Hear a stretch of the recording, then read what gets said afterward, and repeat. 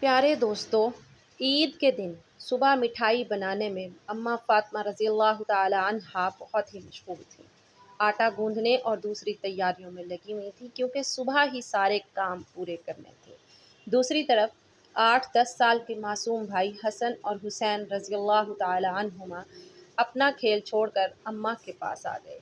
उनके मासूम लहजे में एक सवाल था, अम्मी, आपको याद नहीं आज ईद है? ज़रा बाहर आकर देखिए तो सही, मोहल्ले के लड़के लड़कियां नए नए कपड़े पहनकर कितने खुश हो रहे हैं और हमने तो अभी तक नए कपड़े भी नहीं पहने। क्या इसका मतलब ये है कि हम आज ईद नहीं मनाएंगे?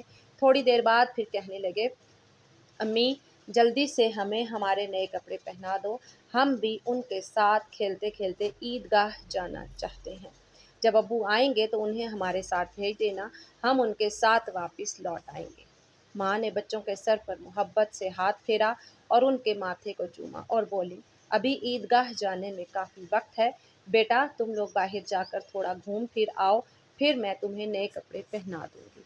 हो सकता है तब तक तुम्हारे अब्बू भी आ जाएं और शायद तुम्हारे लिए नए कपड़े भी ले आएं। तब मैं तुम्हें ज़रूर नए कपड़े पहना दूंगी और तुम अपने अब्बू के साथ ईदगाह चले जाना। अब जाओ बेटा, बाहर जाकर थोड़ा खेलो, इस दौरान मैं अपने काम निपटा लूँ।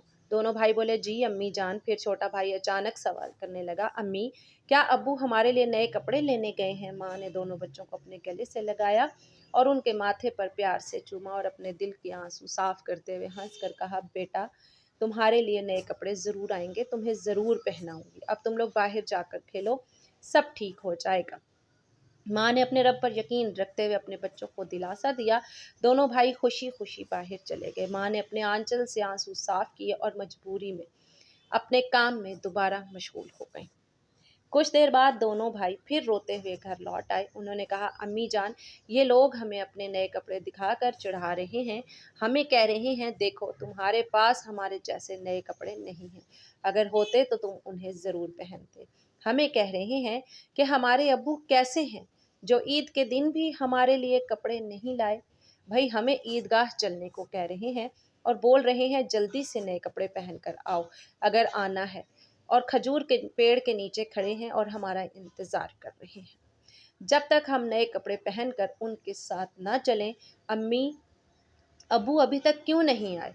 अम्मी हमें जल्दी से नए कपड़े पहना दें ताकि हम उनके साथ ईदगाह जा सकें। मासूम बच्चों की इस गुजारिश को सुनकर अम्मी अपने जज्बातों पर काबू नहीं रख सकीं।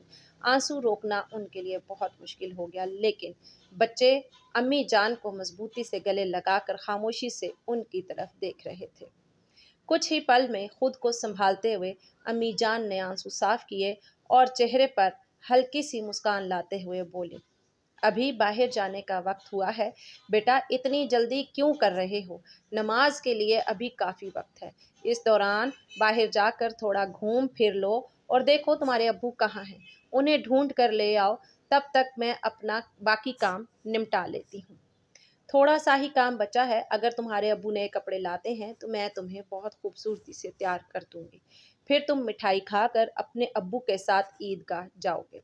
ठीक है, दोनों भाइयों ने मासूमियत से कहा, जी अम्मी जान। अम्मी ने अपने दिल को मजबूत करते हुए बच्चों को तसल्ली दी, लेकिन जैसे ही उन्होंने बच्चों के मासूम चेहरों की तरफ देखा, उनकी आंखों में आंसुओं का सैलाब उमड़ आया। बच्चों को अपनी हालत का अंदाज़ा ना हुआ, इस डर से कि अम्मी का भी एक कमरे में जाती, कभी दूसरे कमरे में तो कभी दूसरे में, इधर दोनों मासूम भाई परेशान होकर अम्मी अम्मी कहते हुए उनके पास आए और बोले, अम्मी हम मिठाई और खजूर लेकर अब्बू को ढूंढने जा रहे हैं। अम्मी ने रोंदे गले से कहा, हाँ जाओ। उनकी आवाज़ में छुपा दर्द बच्चे समझ नहीं सके। बड़े भाई ने अफसोस जताते हुए कहा, अब्बू कहाँ होंगे? छोटे भाई ने मासूमियत से पूछा, अब्बू कहाँ गए? बड़े भाई ने जवाब दिया, पता नहीं, चलो इधर उधर ढूंढते हैं। छोटे भाई के कंधे पर हाथ रखते हुए दोनों भाई अब्बू की तलाश में निकल पड़े। उधर अम्मी अपने दिल का दर्द कम करने का कोई रास्ता नहीं पा रही थी। उनकी बेचैनी और बढ़ गई। वो सोचने लगी, मैं अपने मासूम बच्चों को कैसे बताऊं कि आज उन्हें नए कपड़े पहनाने के साथ हमारे पास कुछ नहीं है? उन्हें कैसे तसल्ली दूं? आज तो ईद का दिन है। मैं जो भी कहूंगी, क्या मेरे बच्चे मेरी बात? या अल्लाह, तेरे अलावा मेरा कोई सहारा नहीं। ईद के लिए جو مٹھائی بنائی ہے وہ بھی کئی دنوں تک تھوڑا تھوڑا گیہوں بچا کر تیار کی ہے۔ اسی سے حلوہ اور روٹی بنائی ہے، لیکن نئے کپڑے کہاں سے لاؤں؟ یا اللہ، یہ بوجھ کیوں ڈال دیا اس ماں کے سر پر؟ تو سب کی حالت جانتا ہے، میں ان معصوم بچوں کو کیسے سمجھاؤں؟ یا اللہ، تو رحم دل اور مہربان ہے۔ جھوٹ بولنا گناہ ہے، یہ جانتے ہوئے بھی میں اپنے بچوں کو جھوٹا دلاسا اور جھوٹی امید دے کر بہلا رہی ہوں، لیکن اب میں کیا کروں؟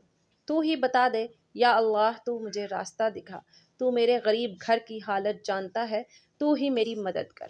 یہ کہتے کہتے ماں رونے لگی اور زور زور سے چکی چلانے لگی۔ چکی کی گھر میں آواز کے ساتھ ان کے دل کا درد بھی باہر نکلنے لگا۔ آنسو صاف کرتے ہوئے بھلے ہی مٹھائی بنانے کا کام تیزی سے چل رہا تھا، لیکن جیسے ہی یہ کام پورا ہونے کو آیا، ایک اور مشکل سامنے کھڑی ہو گئی۔ تبھی امی امی کہتے ہوئے دو معصوم بچے ماں کے پاس آ کر کھڑے ہو گئے۔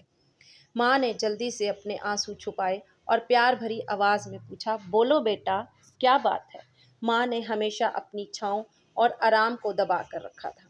غریبی کو اپنا نصیب مان کر تھوڑے میں ہی خوش رہنے کی عادت ڈال لی تھی، لیکن آج معصوم بچوں کی ایک چھوٹی سی خواہش نے ان کے صبر کے ارادے کو توڑ دیا۔ انہوں نے خود کو سنبھالتے ہوئے بچوں کو گود میں اٹھا لیا، مسکرانے کی کوشش کی، ان کے ماتھے کو چوما اور کہا، بولو بیٹا، کیا کہنا ہے؟ بڑا بیٹا معصومیت سے اپنی آنکھیں جھپکانے لگا۔ چھوٹے بھائی نے بھی اس کی نقل کر لی۔ ماں نے پیار سے کہا، دیکھو بیٹا، تمہارے ابو آئیں گے، یہاں تمہارے لیے مٹھائی بنا رہی ہوں، تھوڑا صبر کرو، بس تھوڑی ہی دیر۔ انہوں نے بچوں کو سینے سے لگا لیا، پیار سے سمجھایا اور کہا، تھوڑا انتظار کرو بیٹا، مٹھائی ابھی تیار ہو جائے گی۔ چھوٹے بھائی نے آنکھیں ملتے ہوئے اچانک پوچھ لیا، لیکن ہمارے نئے کپڑے؟ امی یہ سنتے ہی چونک گئی، جلدی سے بول پڑی، ارے بیٹا، ایسا کرتے ہیں، تم لوگ جا کر پہلے نہا لو، ابھی تک نہائے بھی نہیں ہو۔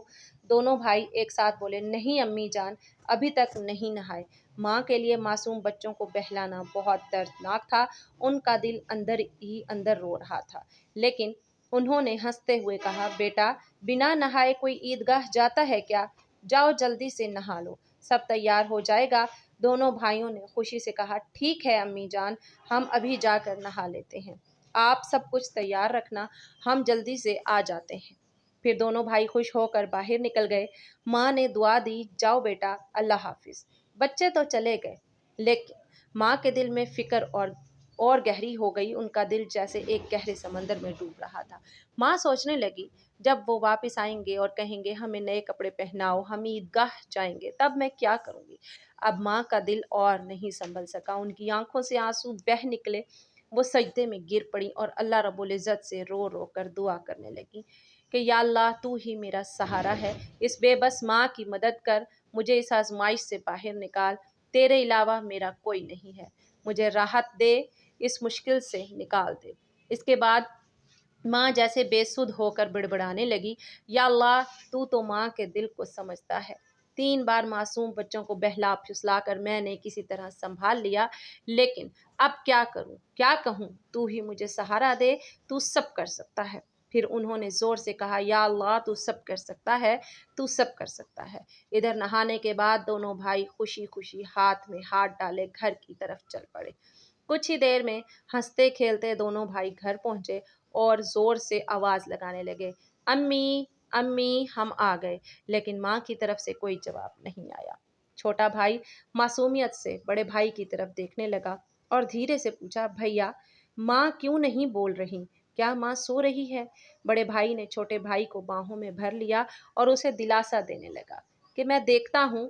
جیسے ہی بڑا بھائی ماں کو جگانے کے لیے ہاتھ بڑھانے ہی والا تھا کہ اچانک دروازے پر زور زور سے دستک ہوئی۔ بڑے بھائی نے گھبراتے ہوئے پوچھا، کون ہے؟ باہر سے کوئی جواب نہیں آیا۔ دونوں بھائی سہم کر ایک دوسرے کو دیکھنے لگے۔ چھوٹا بھائی ڈر کے مارے بڑے بھائی سے چپک گیا۔ پھر سے دروازے پر زور سے دستک ہوئی۔ ڈر اور گھبراہٹ سے دونوں بھائی زور سے چلا پڑے، امی امی، باہر کون ہے؟ لیکن ماں کی طرف سے پھر بھی کوئی جواب نہیں آیا۔ اس بار دروازے پر کھٹکھٹانے کے ساتھ کوئی بھاری چیز گھسیٹنے جیسی آواز بھی سنائی دی۔ دونوں بھائی ڈر گئے، انہیں پتا تھا کہ اگر کوئی رشتہ دار میں سے کوئی بڑا یا پڑوسی گھر پر آتا تو وہ ہمیشہ سلام کرتا، لیکن یہاں سب کچھ الٹا ہو رہا تھا۔ بڑے بھائی نے چھوٹے بھائی کو اور کس کر گلے لگاتے ہوئے کہا، مجھے سمجھ نہیں آ رہا یہ کیا ہو رہا ہے۔ امی بھی کچھ بول نہیں رہی۔ ڈرتے ڈرتے دونوں بھائی دروازے کے پاس گئے۔ جیسے ہی وہ وہاں پہنچے، باہر سے پھر سے زور سے کھٹکھٹانے کی آواز آئی۔ دونوں بھائی گھبرا کر تھوڑے پیچھے ہٹ گئے، پھر زور سے چلا کر پوچھا، کون ہے؟ دروازے پر باہر سے آواز آئی، میں درزی ہوں، دروازہ کھولو۔